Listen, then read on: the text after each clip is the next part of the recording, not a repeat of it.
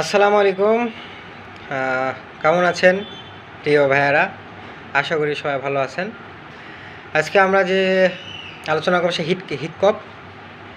হিককপটা কি আমরা সবাই জানি। হিচকি খুবই পপুলার একটা জিনিস, অনেকের হিচকি হয়। এটা সাধারণত কোনো মিনিট সেকেন্ড কারো 1 ঘন্টা পর্যন্ত থাকে। কোনো কারণে যদি হিককপটা ক্রনিক পর্যায়ে চলে যায় 10 দিন বা আরও অনেক দিন ধরে বা ঘন্টায়, তাহলে এটাও কিন্তু সিরিয়াসলিভাবে নিতে হবে। এখন হিককপটা আমাদের কিভাবে মেকানিজম বা কীভাবে ঘটে এটা আমাদের জানতে হবে। ফার্স্টলি আমরা জানি আমাদের ডায়াফ্রাগ্রাম আছে লাংসের পর, ওখানে ডায়াফ্রাগ্রামে অ্যাবনর্মালভাবে কন্ট্রাকশান যদি করে, কন্ট্রাকশান তো বুঝতে পারছেন, উপরে যদি ওঠানামা করে, এটা করে এখানে আমাদের হিককপটা হয়। এখন হিককপটা 2 কারণে হতে পারে। একটা হলো ফাংশনাল, যেটার কোনো কারণ নেই। কারণ নাই মানে কি, সেখানে কোনো কারণ না চায়, যদি অন্য কোনো কারণ, যেমন হলো হোয়াট ক্যান আই সে, টেনশনের জন্য হয়, কারো অনেক সিম্প্যাথেটিক নার্ভাস সিস্টেম অ্যাক্টিভেট হলে এই কন্ট্রাকশান বাড়ে, এতে করে তার হিককপ হতে পারে। এজন্য টেনশনের জন্য আমরা হ্যালোপেরিডল দিব। সাথে আমরা অবশ্যই প্রোকাইনিক ড্রাগ, যেমন হলো মেটোক্লোপ্রামাইড ড্রাগ দিতে পারি। অনেকে বেকলো দেয়, এতে করে মাসেল রিল্যাক্সেশন হয়। ডায়াফ্রাগম একটা মাসেল, ওটা রিল্যাক্সেশন হতে কন্ট্রাকশানটা কমে যায়। এতে করে আমরা এই ট্রিটমেন্টটা দিতে পারি। এবং আমরা অনেক সময় দেখা যায় ফাংশনাল বাদে আর একটা সমস্যা হয়, সেটা হলো কোনো কারণে যদি হয়, রিজন কজ কী কী কারণ হতে পারে ক্রনিক হিসাবে, যেমন হলো ক্রনিক কিডনি ডিজিজের জন্য হতে পারে, হাইপোনাট্রিমিয়ার জন্য হতে পারে, আরেকটা জিআরডি গ্যাস্ট্রোএসোফ্যাগাস রিফ্লেক্স ডিজিজ, যদি কোনো কারণে এই মানে ওই খাদ্যনালীতে যদি কোনো এসোফাগাসে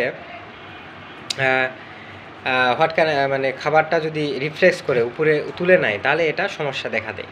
এতে করে আমরা কজ খুঁজতে হবে, যেমন হলো করে কিডনি ডিজিজ আছে নাকি, সেজন্য কিডনি ফাংশন টেস্ট দিতে হবে, ক্রিটিনিন।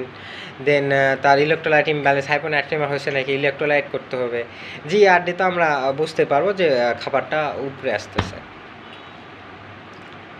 এটাই আমাদের ট্রিটমেন্ট প্যাটার্ন। আশা করি সবাই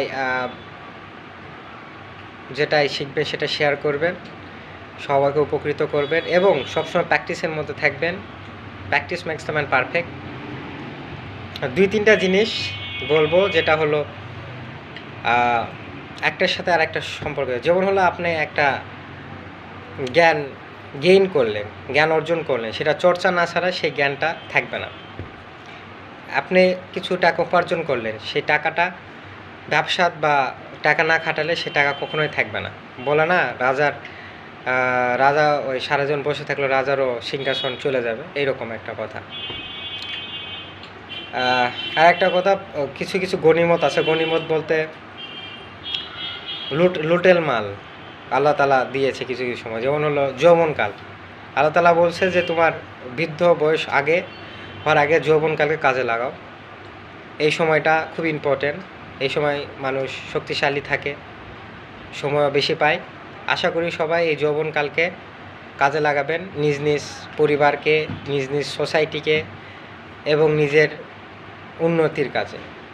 আশা করি সবাই ভালো থাকবেন এবং আমার জন্য দোয়া করবেন, আপনাদের জন্য বা আমার পরিবারের কিছু করতে পারি এবং বাংলাদেশের জন্য কিছু করতে পারি।